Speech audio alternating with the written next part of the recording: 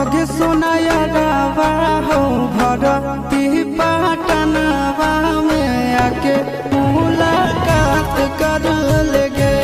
अगे सोनाया रावा हो भरती पटनवा में आके मुलाकात कर लेगे।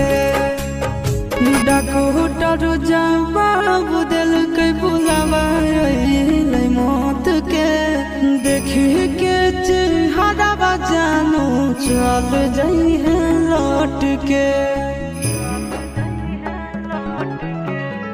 डॉक्टर जवाब दिल के बुलावा मौत के देखी के चेहरा जानू चल जाई है